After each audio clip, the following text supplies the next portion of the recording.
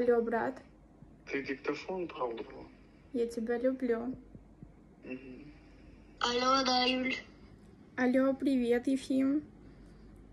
Новости. Я тебя люблю. Новости, внимание, не пропустите. На следующих выходных мы едем в Ростов. Дочь. Алло, привет, Привет. мам. Я тебя люблю. Да? Да. Очень сильно. А что случилось?